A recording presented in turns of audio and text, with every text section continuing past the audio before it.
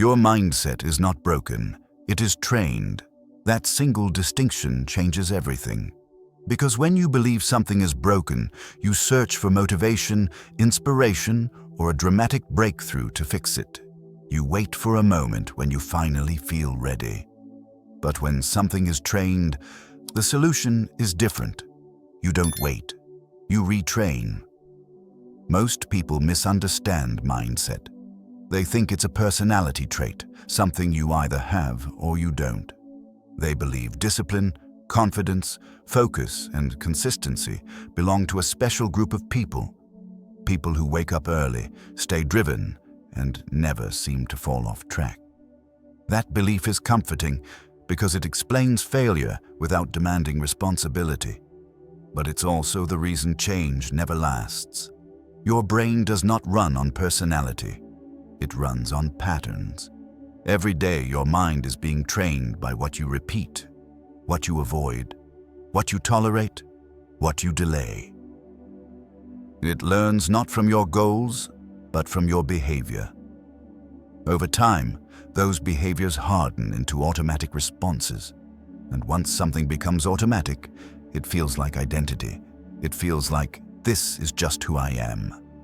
But that feeling is misleading. What you call laziness is often a trained response to discomfort. What you call lack of discipline is often a habit of following impulse. What you call inconsistency is often a system that rewards quitting early. You don't fail because you lack potential. You fail because your mind has been trained to choose relief over progress.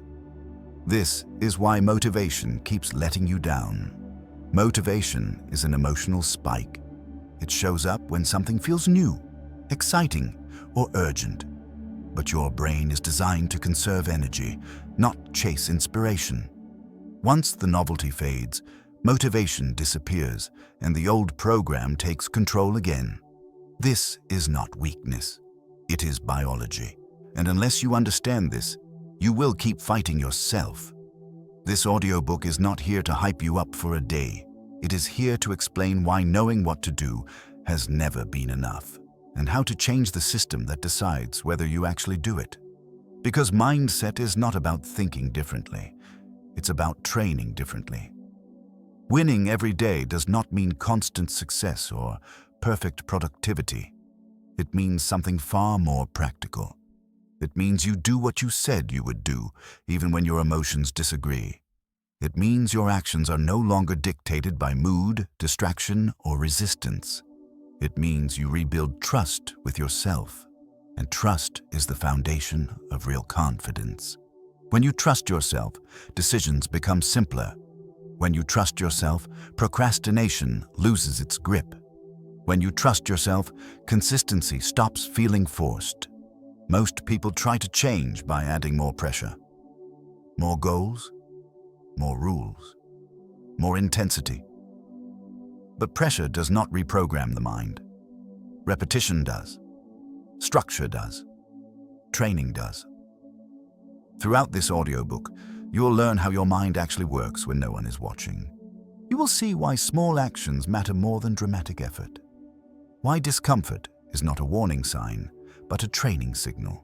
Why focus is fragile in a distracted world, and why emotional control is a skill, not a personality trait. You will not be asked to think positive. You will not be told to visualize success. You will not be promised instant transformation. What you will get is a clear framework for mental conditioning, a way to retrain habits, attention, emotional response, and follow through so that progress becomes predictable instead of accidental. Each chapter builds on the last because mindset change is cumulative. It compounds quietly, the same way habits do. You don't need to become someone new. You need to stop letting old training decide for you. This process is not glamorous. It does not feel exciting every day, but it works. And it works because it respects how the human mind actually changes, not how we wish it would. By the end of this audiobook, the goal is simple. You no longer wait to feel ready. You act because acting is who you are training yourself to be. Not perfectly, not dramatically, but consistently. Your mind has been trained your entire life, by circumstances, by avoidance, by repetition you never chose. Now, for the first time, you're going to train it on purpose. Chapter 1. Your mind is a program, not a personality. You were not born with a bad mindset. You were trained into one. This is the first truth you have to accept if you want real change. Because as long as you believe your struggles come from who you are, you will keep trying to fix yourself with motivation, affirmations, and temporary bursts of effort. But when you understand that your mind works more like a program than a personality, everything shifts. Programs can be rewritten. Personalities feel permanent. Your brain is designed to learn through repetition. It watches what you do, what you avoid, and what you repeat under pressure. Over time, it turns those patterns into defaults. These defaults run automatically, without your permission. That's why you often find yourself reacting the same way, procrastinating the same way, quitting at the same point, even when you genuinely want different results. The program is simply executing what it has been trained to do. Most people confuse these patterns with identity. They say things like, "I'm just not disciplined," or "I've never been consistent," or "I don't have the right mindset." But none of those statements describe who they are. They describe what they have practiced. The brain doesn't label behaviors as good or bad. It labels them as familiar or unfamiliar. Familiar feels safe. Unfamiliar feels threatening. And so the program keeps choosing what it knows. This is why awareness alone doesn't change anything. You can know exactly what you should do and still fail to do it. Knowledge does not override training. If it did, everyone who understands health would be fit, and everyone who understands money would be wealthy. The gap between knowing and doing exists because the program is stronger than intention. Think about how often you delay something important. You don't consciously decide to sabotage yourself. You feel resistance, distraction, or fatigue, and you respond automatically. That response didn't appear out of nowhere. It was learned. Every time you postponed action and felt relief, your mind took notes. Every time you quit when things became uncomfortable, the program was reinforced. Over time, avoidance became the default setting. The dangerous part is how natural it feels. When a program runs smoothly, it feels like truth. It feels like personality. But personality is not the driver here. Conditioning is. Once you see this clearly, self-blame starts to lose its grip. You stop asking, "What's wrong with me?" and start asking a better question, "What has my mind been trained to do?" That question leads to solutions instead of shame. Reprogramming does not start with forcing yourself to become disciplined. It starts with observing the program without emotional judgment. Observation creates distance. Distance creates choice. When you notice the moment your mind reaches for distraction, excuses, or delay, you are interrupting the program. Even if you don't act differently yet, awareness is the first crack in the system. Here is a critical shift you must make early. Stop describing yourself with permanent language. Words like always and never lock the program in place. When you say, "I always quit," you strengthen that identity. Instead, learn to say, "This is a pattern I've practiced." Patterns can be changed. Identity feels fixed. Language matters because your mind listens. Your mind is not loyal to your goals. It is loyal to efficiency. It wants the shortest path to comfort, certainty, and familiarity. That's why it resists effort, discomfort, and delay of gratification. The resistance you feel is not a sign that something is wrong. It's a sign that you're approaching the edge of the program. This is where most people stop. They interpret resistance as a warning. They tell themselves it's not the right time, or they're not in the right mood, or they need more motivation. In reality, resistance is often the signal that retraining is possible. No resistance means the program is untouched. From this point forward, your job is not to argue with your mind. It is to train it. Training happens through small, repeatable actions that contradict the old program. Not dramatic overhauls, not perfection, just consistency in the presence of discomfort. Every time you act when the program tells you to stop, you weaken it. Every time you follow through despite resistance, you write a new line of code. Over time, the new program starts to feel natural. That's when people mistake discipline for personality. But you will know the truth. You didn't change who you are. You changed what your mind was trained to do. And that understanding is the foundation for everything that comes next. Chapter 2. Why motivation always fails you. Motivation feels powerful, but it is one of the most unreliable tools you can build your life on. It arrives suddenly, often after a speech, a book, a video, or a moment of emotional clarity. For a short time, everything feels possible. You feel energized, focused, ready to change. And then, just as quietly as it came, it fades.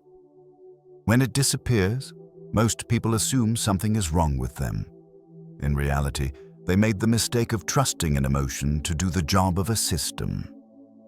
Motivation is not designed to last. It is a response to novelty, excitement, or urgency. Your brain releases it when something feels new or emotionally charged. But the brain is also built to return to baseline.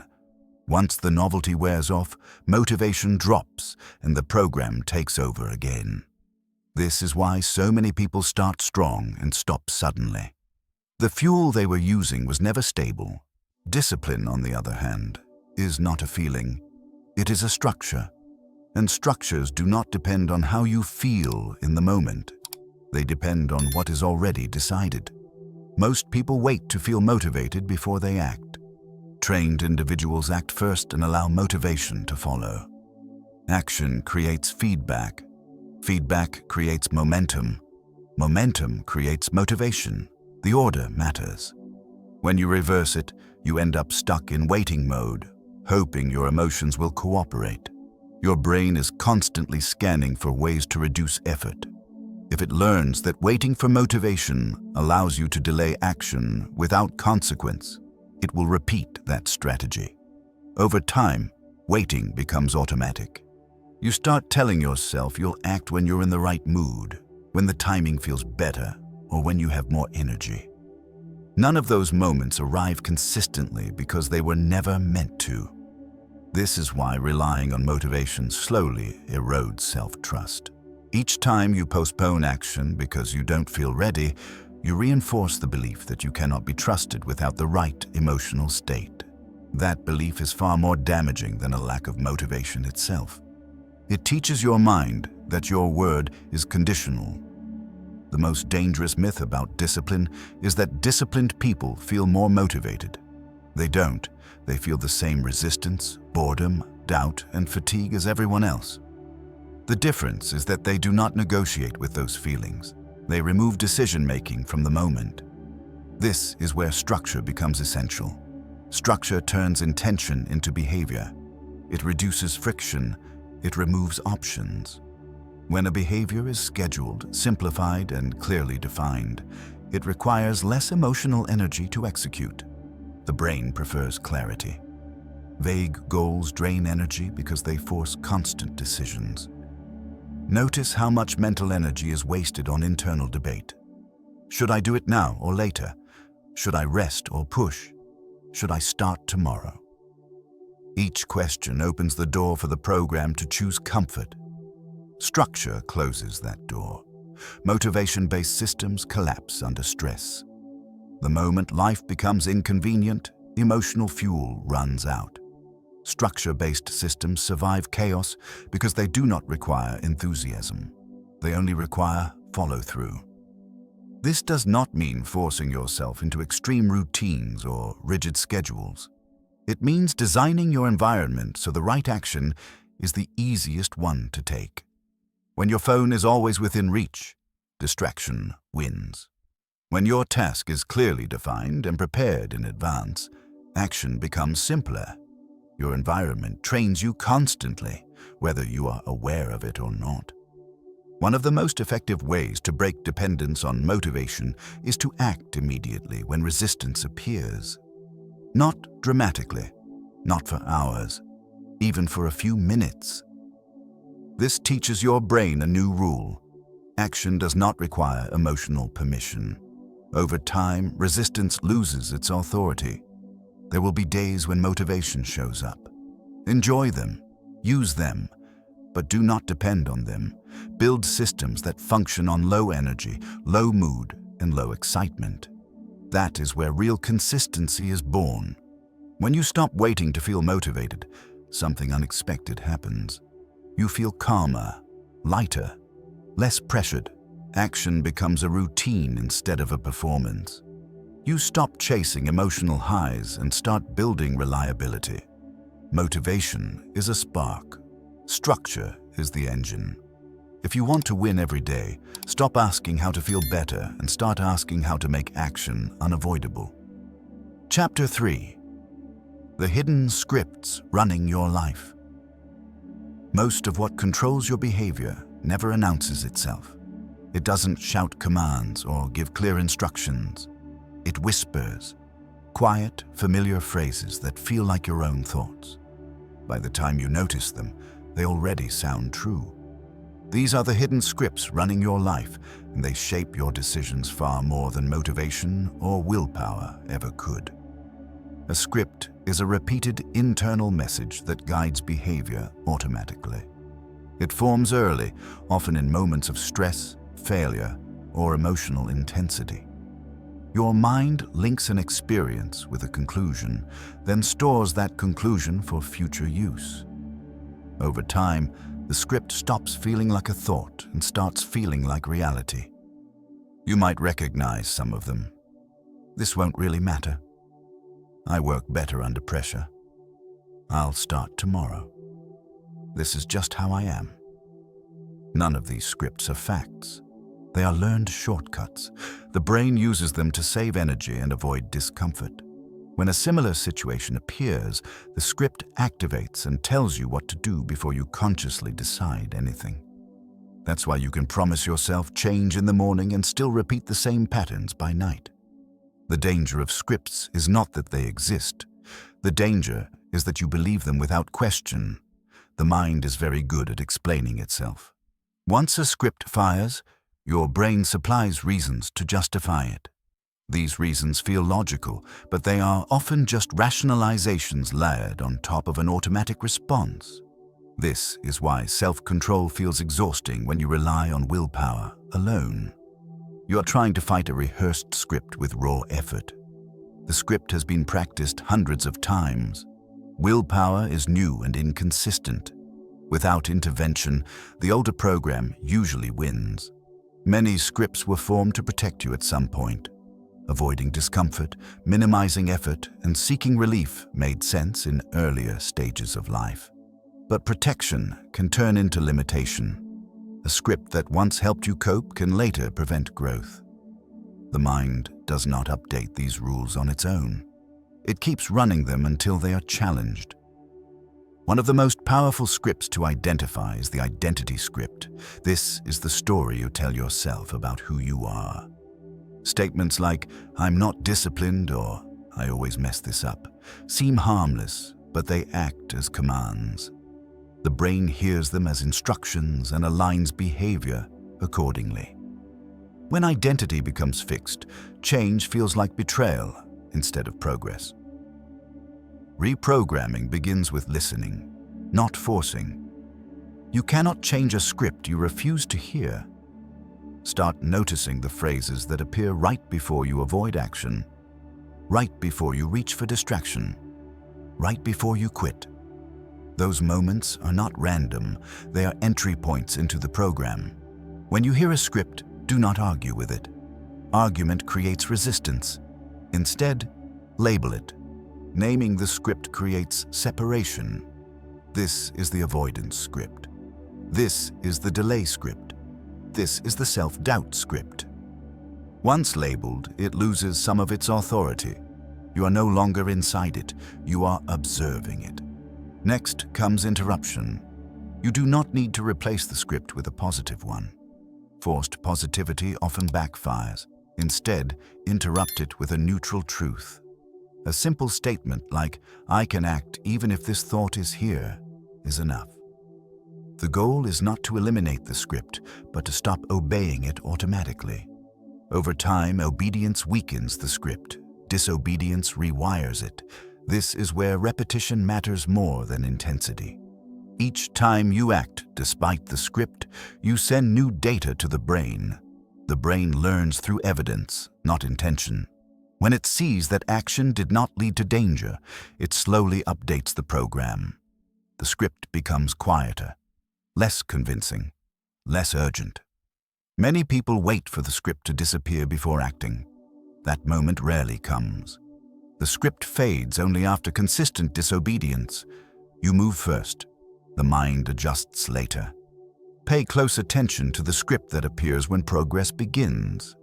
Often, it will say something like, "This won't last," or "Don't get your hopes up." This is not realism. It is self-protection. Growth threatens old identity. The program resists being rewritten. Your job is not to silence the voice. It is to stop taking orders from it. When you understand that thoughts are not commands, freedom increases. You realize that winning the day does not require perfect thinking. It requires trained response. Scripts lose power when action becomes independent of them. You're not the voice in your head. You're the one who decides whether to follow it. And that distinction changes everything. Chapter 4. How Habits Rewrite. Identity. Identity is not something you discover. It is something you build. Most people believe identity comes first and behavior follows. They assume disciplined people act consistently because they are disciplined by nature. In reality, the order is reversed. Behavior comes first. Identity is the echo. What you repeatedly do teaches your mind who you are, and your mind works hard to stay consistent with that image. Every habit you keep is a vote for a certain version of yourself. Not a dramatic declaration, just a quiet confirmation. When you follow through, even in small ways, you reinforce the identity of someone who keeps promises. When you avoid, delay, or quit, you reinforce the opposite. Over time, these small confirmations accumulate, and identity begins to feel solid. This is why motivation-based change rarely lasts. Motivation pushes behavior without giving identity time to update. When the emotional fuel runs out, the old identity reasserts itself. Habits, on the other hand, move slowly enough for the mind to adapt. They give your brain evidence, and evidence is what reshapes self-perception. The mistake many people make is aiming too high too fast. They choose habits that demand more discipline than they currently have. When they fail, they don't just lose the habit, they lose trust. The mind records the failure and updates identity accordingly. See, it says, "This isn't who we are." Each failed attempt becomes proof against change. The goal is not intensity, the goal is reliability. A small habit done consistently does more to rewrite identity than a large habit done sporadically. Your mind values predictability. When an action happens regardless of mood, energy, or circumstances, the brain marks it as part of who you are. That's when effort starts to drop and follow-through starts to feel natural. This is why consistency feels powerful even when progress looks slow. You're not just completing tasks. You're teaching your mind what to expect from you, and expectations shape behavior. Think about how quickly you identify with habits that are negative. Skip one workout, and it feels like confirmation. Break a promise to yourself, and it reinforces doubt. The same mechanism works in your favor when habits are small enough to succeed under pressure. Habits also remove the need for constant decision-making. Each decision costs mental energy. When habits are in place, the decision is already made. You don't debate whether to act. You simply follow the pattern. This protects you from emotional fluctuations and mental fatigue. There is a critical shift that happens when habits begin to rewrite identity. You stop asking, "Do I feel like doing this?" and start asking, "Is this what I do now?" That question changes the tone of action. It turns behavior into alignment instead of effort. Identity-based habits also change how you respond to failure. When identity is weak, one mistake feels like proof. When identity is stable, a mistake feels like a deviation. You correct and continue instead of collapsing. The habit survives the slip because it is no longer fragile. To make this work, habits must be designed to be non-negotiable but achievable. Non-negotiable means you do them even when conditions are imperfect. Achievable means they fit into your worst days, not your best ones. A habit that only works when you feel good is not a habit. It's a performance. One powerful way to reinforce identity is to attach meaning to completion, not outcome. Finishing the habit matters more than how well you perform it. When completion becomes the goal, consistency increases, and consistency is what trains the mind. Another important principle is visibility. Your mind needs reminders of who you are becoming. This can be as simple as tracking habits, marking days, or keeping a visible record. These cues reinforce identity by making progress tangible. Over time, something subtle happens. You stop seeing habits as tasks and start seeing them as expressions of self-respect. You no longer rely on external validation or emotional rewards. The habit itself becomes proof. Identity does not change in a moment of inspiration. It changes in moments of follow-through. Each small habit is a line of code added to your mental program. Individually, they seem insignificant. Together, they transform how you see yourself and how you act without thinking. You don't rise because you try harder. You rise because you train your identity to expect consistency. And once identity shifts, behavior follows naturally. Chapter 5. Reprogramming through discomfort. Discomfort is not the enemy of change. It is the doorway. Most people have been trained to avoid discomfort at all costs. The moment something feels heavy, boring, confusing, or effortful, the mind sends a signal to stop. That signal feels protective, almost reasonable. But in reality, it is often the program defending itself. Discomfort appears when the brain is asked to operate outside of familiar patterns. Your mind is wired for efficiency, not growth. Efficiency means conserving energy and choosing what feels known. Growth demands the opposite. It requires energy, uncertainty, and delayed reward. When discomfort shows up, it is not a warning that you are doing something wrong. It is evidence that you are doing something new. This is where most people misinterpret the signal. They assume discomfort means danger, burnout, or misalignment. They tell themselves they should wait until things feel easier or more natural. But ease does not come before training. It comes after. Every mental program you want to change was built by avoiding discomfort at some point. Procrastination reduces tension. Distraction numbs unease. Quitting provides immediate relief. Each time relief follows avoidance, the brain learns a powerful lesson. Discomfort equals escape. Over time, escape becomes automatic. Reprogramming requires reversing that association. Instead of pairing discomfort with avoidance, you must pair it with controlled action. Not extreme action, not reckless pushing, just enough action to teach the brain a new rule. Discomfort does not require retreat.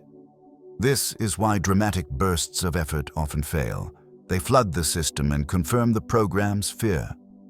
The mind learns that discomfort is overwhelming and dangerous. Small, repeatable exposure is far more effective.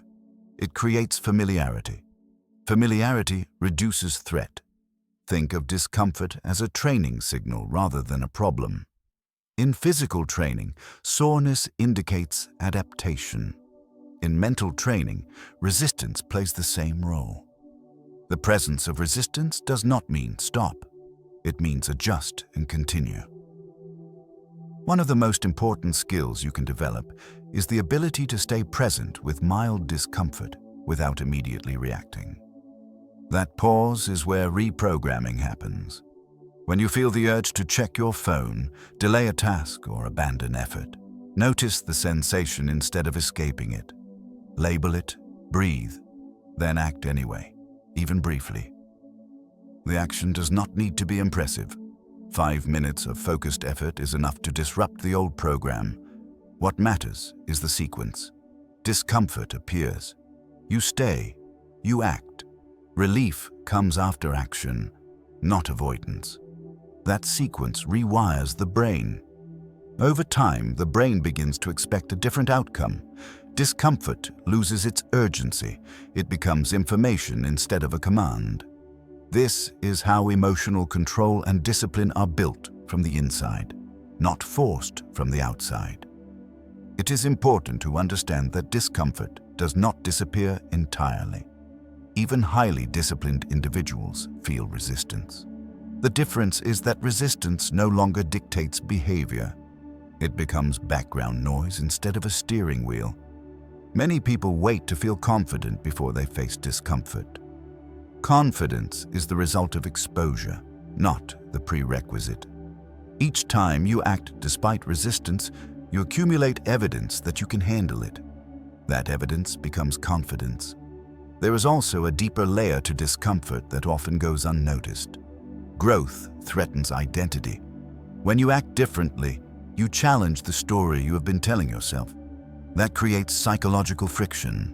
The mind tries to pull you back to what is familiar, even if it is limiting. Understanding this prevents self-sabotage. Instead of asking, "How do I avoid discomfort?" ask a better question. How much discomfort can I stay with today? This reframes growth as a skill, not a battle. You are not trying to eliminate resistance. You are training tolerance. This tolerance compounds.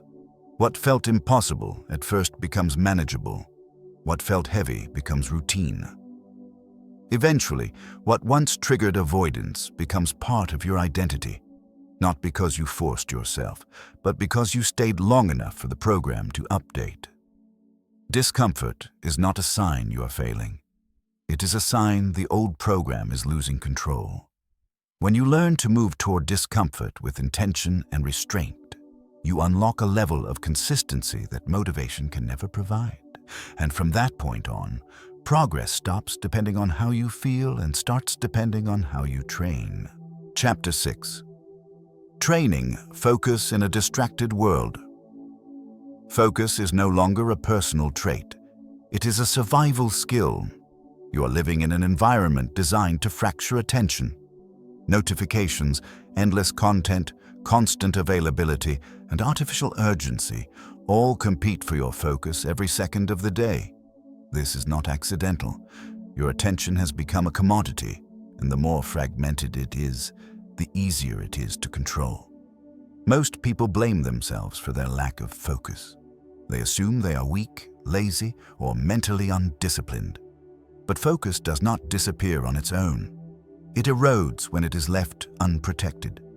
Just like physical health declines without boundaries, mental clarity collapses without structure. Your brain is not built to multitask. It switches, and every switch carries a cost. Each time your attention shifts, it takes time and energy to reorient. Over a full day, these micro-costs accumulate into mental fatigue. By the time you try to do something meaningful, your cognitive resources are already depleted. This is why you can feel busy all day and still make no real progress. Activity is not the same as focus. Constant stimulation creates the illusion of engagement while quietly draining your capacity for sustained thought. Training focus starts with understanding this. Your environment is training you whether you like it or not. If distraction is always available, your mind learns to escape effort instantly. Over time, depth feels uncomfortable. Silence feels restless. Stillness feels wrong. That discomfort is not a flaw. It is withdrawal from constant stimulation. The first step in reclaiming focus is removing unnecessary triggers.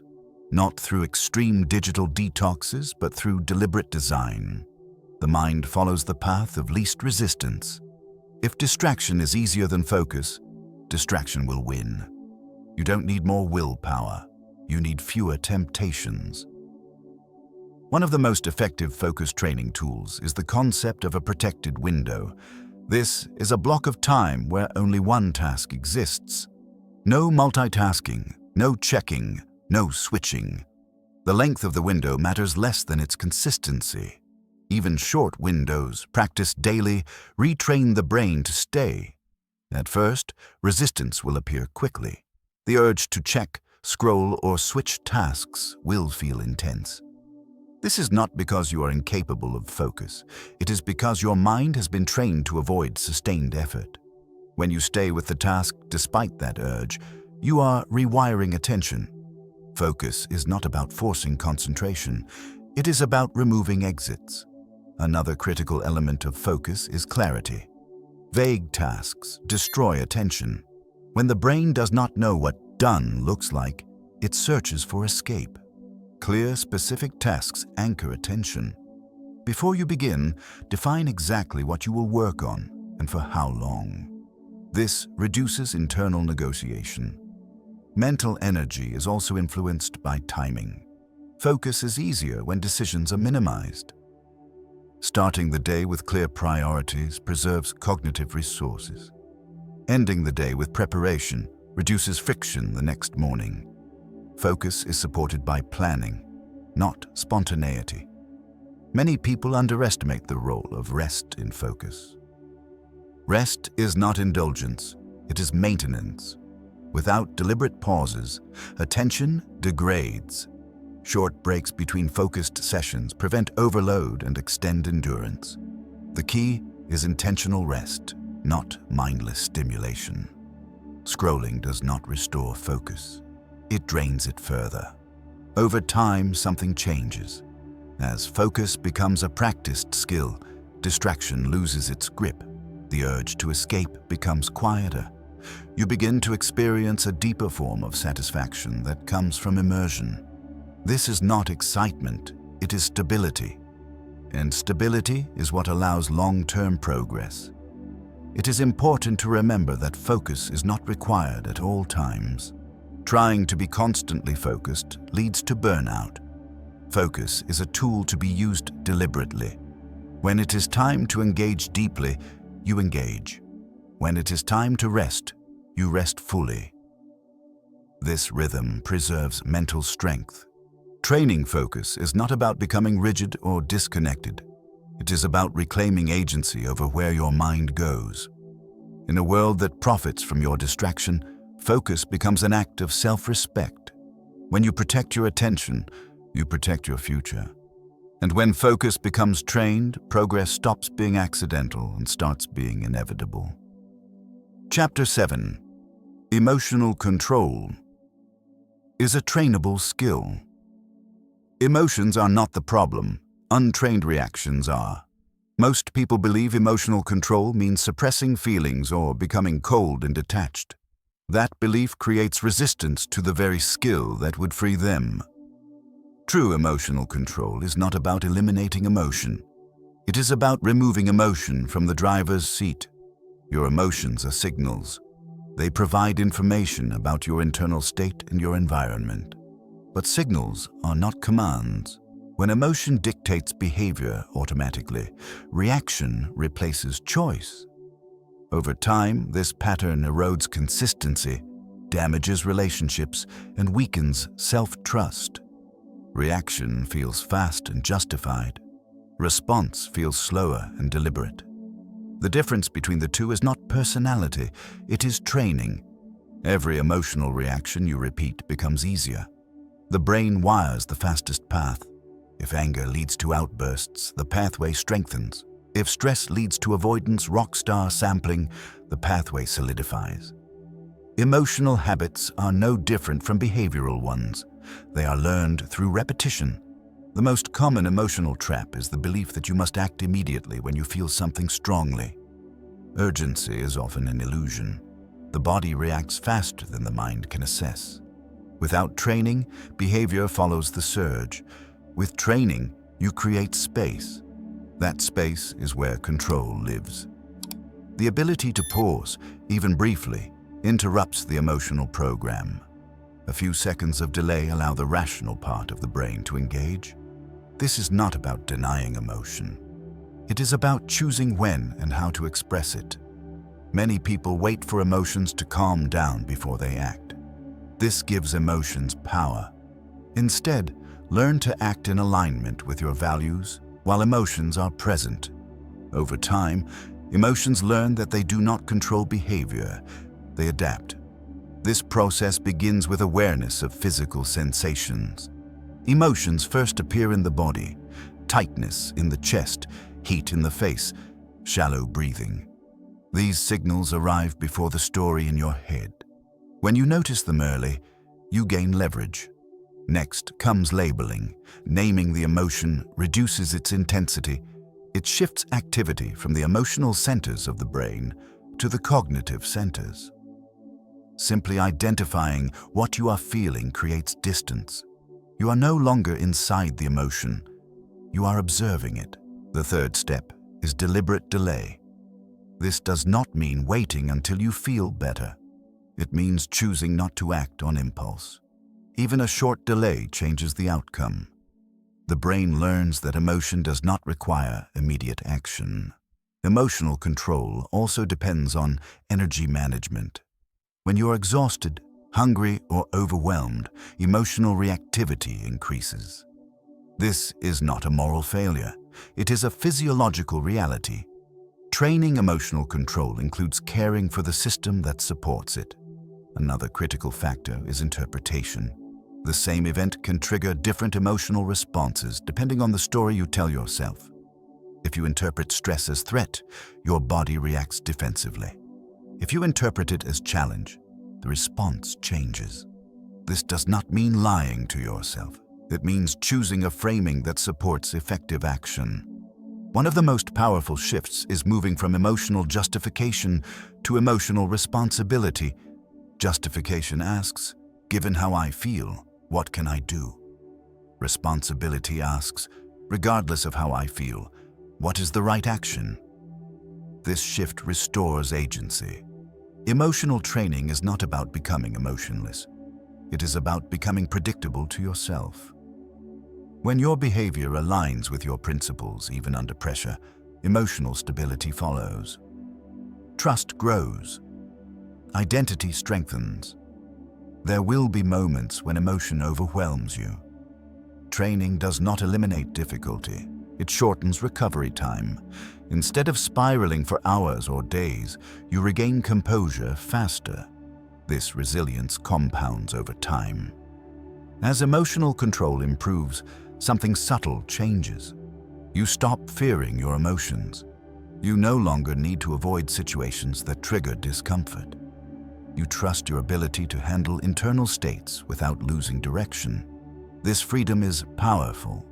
It allows you to engage fully with life without being pulled off course by every emotional wave. Emotions are energy. Control is direction. When you train emotional response instead of reacting on autopilot, you build a form of strength that remains steady under pressure. And that steadiness becomes one of your greatest advantages. Chapter 8. Daily Mental Conditioning. Rituals. Change does not happen in breakthroughs. It happens in routines. Most people wait for the right mood, the right moment, or the right circumstances to work on themselves. But the mind does not change through occasional effort. It changes through daily conditioning. Just like the body responds to consistent training, your mindset responds to what you practice every day, not what you intend. Rituals are different from habits. Habits are behaviors you repeat. Rituals are behaviors you repeat with intention. They create rhythm, structure, and predictability. And predictability is what the brain responds to best. When your mind knows what comes next, resistance decreases. Mental conditioning rituals work because they remove randomness. They tell your brain when to focus, when to reset, and when to reflect. Without rituals, your mental state is shaped by external events. With rituals, it is shaped by design. The first and most important ritual happens in the morning. Morning is when your mind is most suggestible. Whatever you feed it first sets the tone. This is not about becoming productive immediately. It is about establishing direction. Even a short period of intentional focus in the morning trains the brain to prioritize purpose over impulse. A simple morning ritual might include clarity instead of stimulation. Before checking messages, you define the 1 or 2 actions that matter most that day. You remind yourself what kind of person you are training to become. This anchors identity before the noise of the world interferes. The second ritual happens in the middle of the day. This is when mental drift and emotional accumulation peak. Stress builds, focus scatters, and small frustrations stack. Without a reset, the second half of the day becomes reactive. A midday ritual interrupts that momentum. This reset does not need to be long. A few minutes of stillness, breathing, or stepping away from stimulation can recalibrate your nervous system. The goal is not relaxation, it is recalibration. You release what has accumulated and recenter on intention. The third ritual happens at night. Night rituals are often overlooked, but they are powerful because they shape tomorrow. The brain consolidates information during rest. What you focus on before sleep influences what gets reinforced. Ending the day with reflection trains awareness and responsibility. A simple night ritual might include reviewing what you followed through on and where you avoided discomfort. This is not about judgment, it is about data. When you review your day honestly, your mind learns that actions matter. Over time, this builds self-trust and accountability. One of the keys to effective rituals is simplicity. Complex routines collapse under pressure. Rituals should work even on difficult days. If a ritual requires perfect conditions, it will fail when you need it most. The best rituals are flexible but consistent. Rituals also protect against decision fatigue. When certain actions are automatic, mental energy is preserved for meaningful choices. This reduces stress and improves emotional regulation. The mind prefers fewer decisions, not more options. Another important aspect of rituals is timing. Doing the same ritual at the same time each day strengthens the association. The brain learns to shift states on cue. Focus, calm, and clarity become conditioned responses rather than effortful states. Over time, these rituals begin to compound. The morning ritual reinforces identity. The midday ritual maintains stability. The night ritual consolidates learning. Together, they create a closed loop of mental training. Each day builds on the last. It is important to understand that rituals are not about control for its own sake. They are about freedom. When your mental state is stable, you are less reactive. When you are less reactive, you make better decisions. When decisions improve, life follows. Many people abandon rituals because they don't feel dramatic. But drama is not the goal. Reliability is.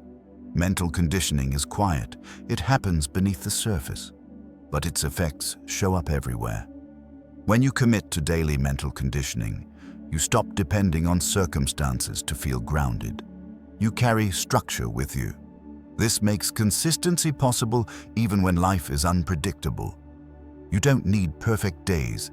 You need repeatable ones. And when your mind is conditioned daily, winning stops being accidental and starts becoming routine. Chapter 9. Win the day before. It starts, most days are lost before they begin. Not because something goes wrong, but because nothing was decided. When the mind wakes up without direction, it defaults to reaction. Whatever feels urgent, loud, or familiar takes control. By the time you realize the day is slipping away, the damage is already done. Winning the day has less to do with what you do during it and more to do with what you set up beforehand. Preparation removes friction. It turns good intentions into inevitable action. Without it, every decision becomes a negotiation, and negotiations usually favor comfort. The brain is not designed to make unlimited, high-quality decisions. Each choice consumes energy. This is known as decision fatigue. As the day progresses, the quality of your decisions declines. This is why self-control feels harder at night, and why important tasks get postponed. It's not a lack of discipline. It's cognitive overload. Preparation reduces decision load. When choices are made in advance, the brain simply executes. Execution requires less energy than decision-making. This is why routines feel calming. They reduce mental noise. The most effective preparation happens the night before. At that point, emotional intensity is lower and perspective is clearer. You can think strategically instead of reactively. This is when you decide what matters tomorrow. A simple nightly setup can change everything. You identify the 1 or 2 actions that will move your life forward. Not 10, not everything, just what matters most. When you wake up, those actions are already chosen. There is no debate. This also applies to environment. What you see influences what you do. If your workspace is cluttered, your attention scatters. If your tools are prepared, starting feels easier. Preparation turns action into the path of least resistance. Winning the day also requires anticipating resistance. The mind resists effort by default. Instead of being surprised by it, plan for it. Decide in advance how you will respond when you feel tired, distracted, or unmotivated. This removes the power of the moment. Another overlooked factor is sleep. Preparation includes respecting recovery. Fatigue weakens focus, emotional control, and judgment. When sleep is neglected, discipline becomes fragile. Winning the day begins with respecting the night. Morning momentum is fragile. The first actions of the day set the tone. When mornings are chaotic, the rest of the day often follows. This does not mean rigid routines. It means intentional starts. Even a few minutes of clarity can anchor the entire day. Avoid starting your day with consumption. When your first action is reacting to messages, news, or content, you hand control to external forces. Starting with creation or intention reinforces agency. You choose the direction before the world chooses for you. Another important element of preparation is defining what enough looks like. Many people feel dissatisfied at the end of the day because expectations were vague. When success is undefined, progress feels invisible. Clear criteria create closure. Closure builds confidence. Preparation also protects against emotional hijacking. When stress hits, prepared minds respond better. You already know what matters. You already know what to ignore. This clarity acts as a filter. It is important to understand that preparation is not about controlling every detail. It is about creating a framework. Life will still surprise you. Plans will still change. But a prepared mind adapts instead of collapses. Over time, winning the day before it starts becomes a habit. You stop waking up behind. You stop feeling rushed. Action becomes smoother. Decisions feel lighter. This shift compounds. Days build into weeks. Weeks build into identity. You become someone who moves with intention instead of urgency. You don't win the day by doing more. You win by deciding earlier. And when decision becomes habit, consistency stops feeling like effort and starts feeling like alignment. Chapter 10. Becoming someone who always follows through. Follow-through is not about pushing harder. It is about becoming reliable to yourself. Most people measure confidence by how they feel, but real confidence is quieter than emotion.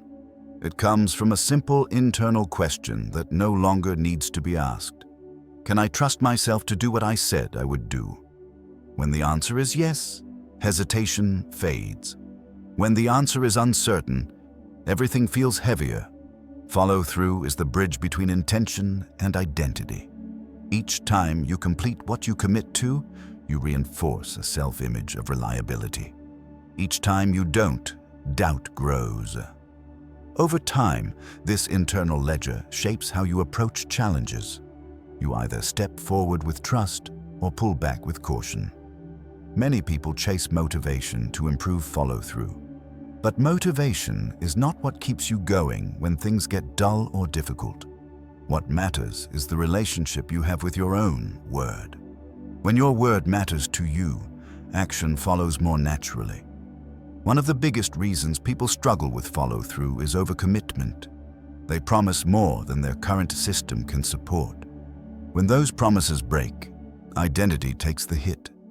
The solution is not to promise bigger, it is to promise smaller and deliver consistently. Consistency builds credibility even internally. Another common mistake is tying follow-through to mood. People tell themselves they'll act when they feel ready, focused, or confident. But mood fluctuates. Identity does not need to.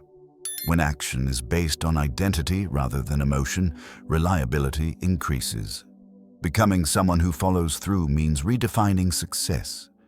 Success is not the size of the outcome, it is the completion of the action. Finishing matters more than excelling. Excellence grows naturally once completion becomes automatic. This shift reduces pressure. When the goal is simply to finish, resistance drops. The mind stops searching for escape routes. Action becomes manageable instead of overwhelming.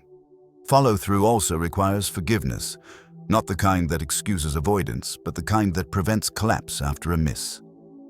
Everyone fails occasionally. The difference lies in recovery.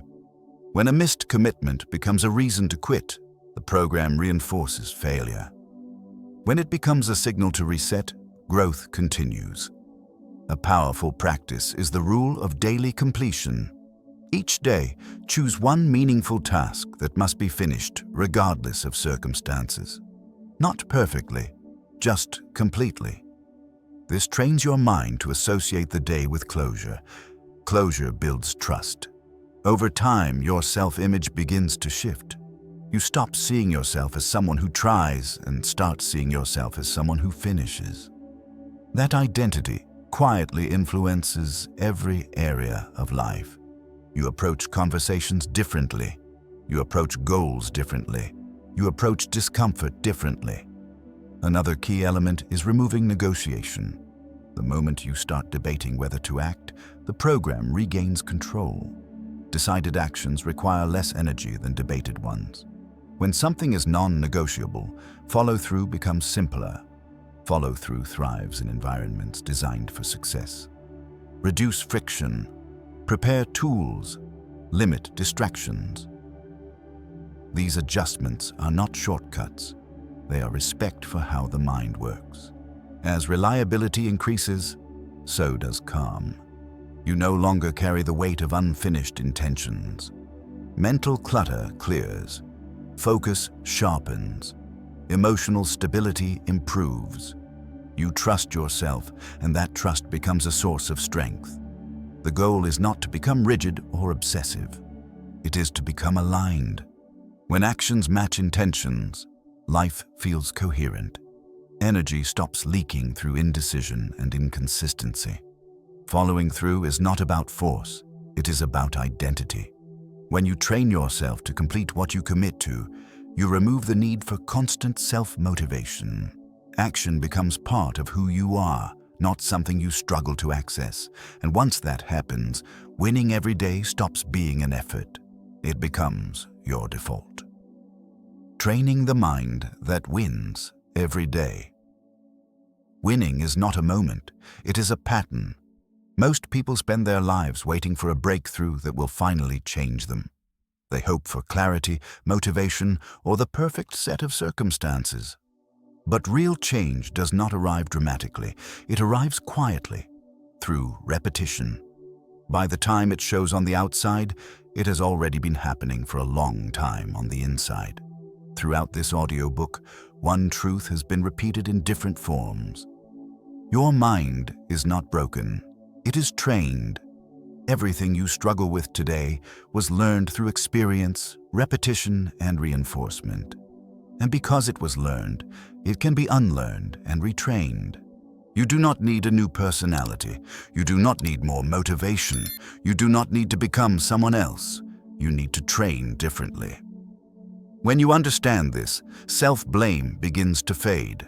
You stop interpreting resistance as failure and start seeing it as a signal. You stop waiting to feel ready and start acting in spite of how you feel. You stop chasing emotional highs and start building stable systems. This is what it means to win every day. It is not about constant success or flawless execution. It is about showing up consistently. It is about keeping small promises to yourself. It is about building a relationship with your own word. The most important shift is internal. You move from asking, "How do I feel today?" to asking, "What does the person I'm training do next?" That question changes everything. It removes drama from action. It replaces struggle with structure.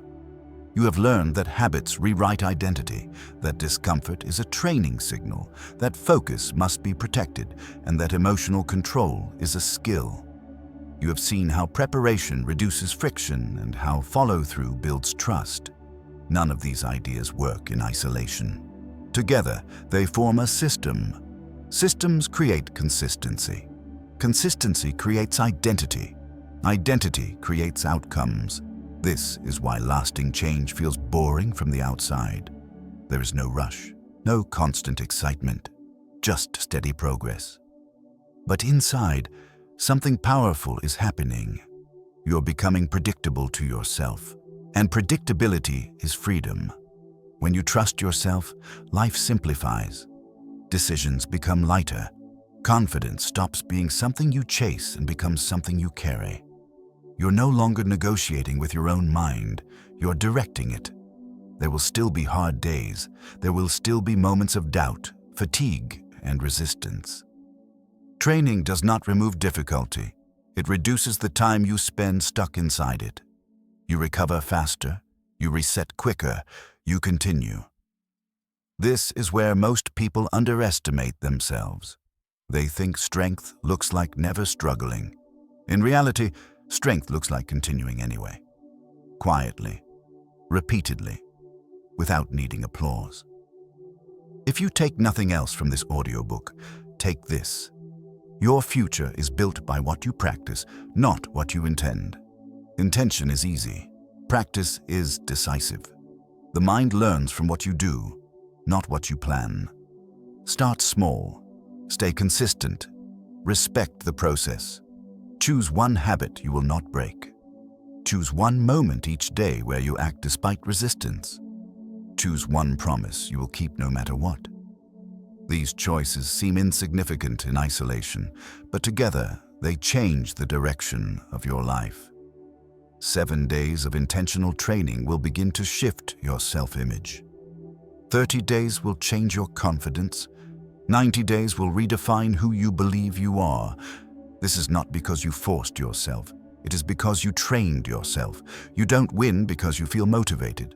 You don't win because you are special. You win because you show up again and again, long enough for your mind to change. Winning every day is not about doing more. It is about doing what matters, consistently. And once your mind is trained to follow through, success stops feeling like something you chase. It becomes something you naturally create. Your mind has been trained before. Now it works for you. This is not the end of the work. It is the beginning of the practice. And that practice, repeated daily, is what makes winning inevitable.